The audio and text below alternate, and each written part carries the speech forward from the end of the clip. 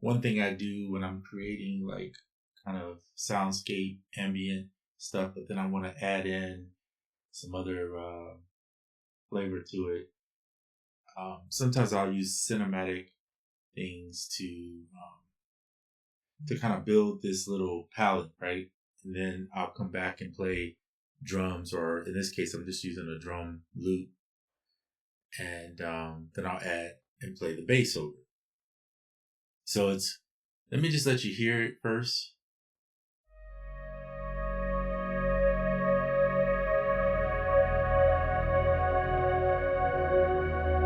Now I won't play the whole thing, but just enough for you to kind of get the idea.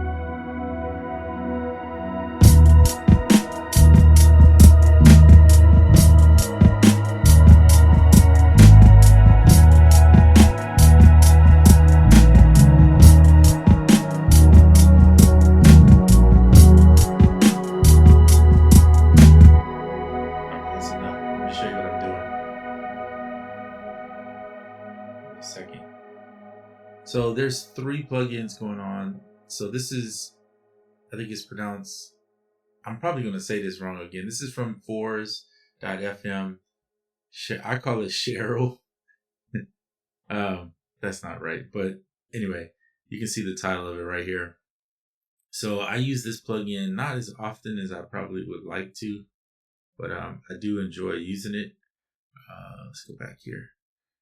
And it's basically a synthesizer, FM synthesizer, and I'll go in and just tweak the sounds. I used to use the random, which I actually like and prefer to use the random, but in this particular case, I just did it manually, go in and adjust certain parts to get the sound. So let's see if we can solo this. So if I turn Supermassive off, it's a nice pad kind of sound with a little AM in it, so it gives it that little. And then to make it sound spacey and kind of, cinematic, I'll use Supermassive, which is free.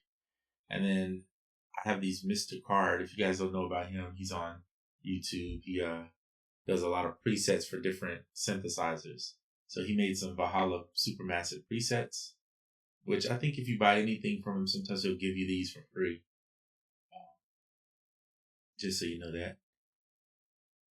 Did it crash? Okay. So I threw that over the top, and that's what you hear from this. And to create this, I'm not playing all this by hand. I usually use Harmony Bloom, but if you don't have Harmony Bloom in here, you could create some, using the seeds right here, you can create different durations, velocity, and the pitch. How many voices do you want? I just use one, and then I increase the density and generate till I get something that I like.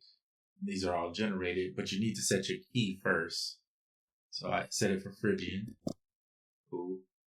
And then I generate a nice chunk of sound there for, like in this case, it's about 1 minute and 50 seconds or so. So then on the next one, I'm using, this is a Max for Live plugin. It's called Ambient Synth by K Clem. I've talked about it on various videos. Now he does have a random feature, and I use that on his. And then what I did in this one, let me show you this. I went in and turned the reverb off. So he has a reverb that's a hybrid reverb in there, but I just turned it off so I could add Supermassive across the top. And then Pan Station. I use Pan Station, which is also on iOS, and I'll turn it down. I use like the roundabout where it moves the sound around, right? And then turn it down to like 30% in the depth. Same principle, except for this time in here, what I did was I changed the pitch to be in a different section, increased the duration to more like 1 bar, right? And then change the velocity to really low and set the density high. Generate, same principle. It's going to stay in the key because it's already locked to that key, which you can see down here, scale lock. Of course, you could change that key if you wanted to. And then I'm stacking the third part is Omnisphere. Now, these presets are Tom Wolf. I told you guys about that. Oh, by the way, up here, I'm using the same Supermassive preset Okay. All right, Omnisphere. I told you guys about Tom Wolf. He made a pack called Sleep Pack, and it's very like ambient pads and textural stuff. So I'm using a little texture here and very similar. Key locked, change the pitch. The duration is set to 1, and then I got the velocity pretty low. But I put the pitch further back so it's deeper. Um, just what I wanted to do with that. When I stack it with what's already here, that's how you get that sound. So here, I'll just play it here.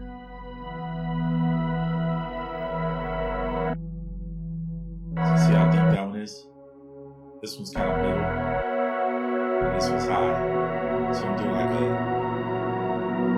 and they're all playing different notes at different times, but they're in the same key. Okay.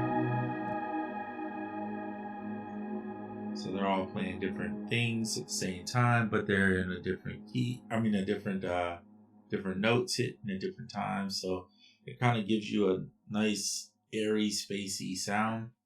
And then I grabbed a drum loop. This is just some basic drum loop. Then I'm using Trillium for the bass. You can use whatever you have for bass.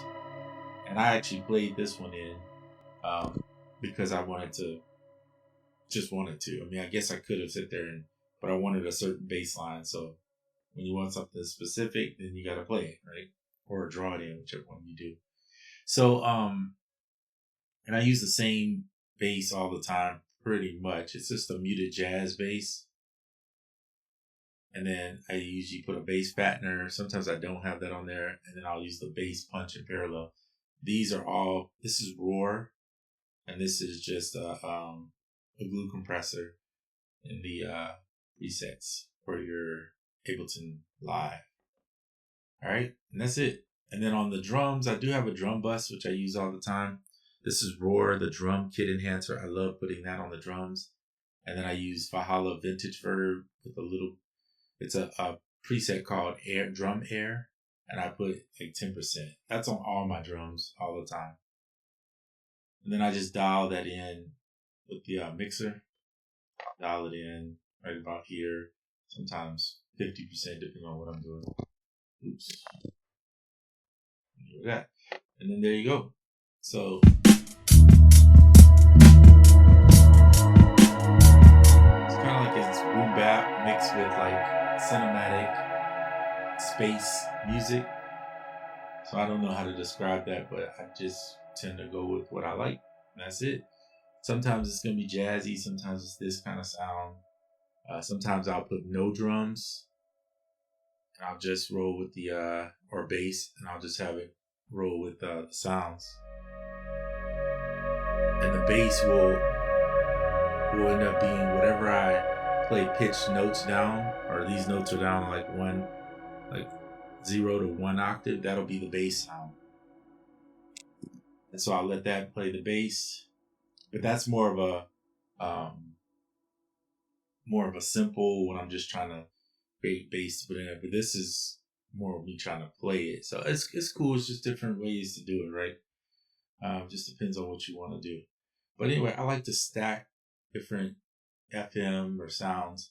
And I think it's cool too that if you, like, let's say you have this FM sound and you kind of like it, but you want to have two, you could always duplicate the track and make the second one slightly different and then stack the same chords over it. So you're playing multiple of the same presets, or however you want to term that, the same FM synth. Couldn't think of another word to say. So these are just tools and techniques. Doesn't matter whether you're using Fruity Loops or Logic or whatever.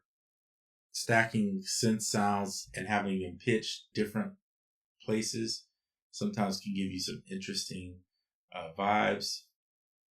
Also, step outside of your comfort zone of using major minors and maybe try Phrygian or Mixolydian, different scales that sometimes can make your sound just really different. So it's more about exploring when I do this type of music than it is me trying to be so music tech they're cool and all that stuff.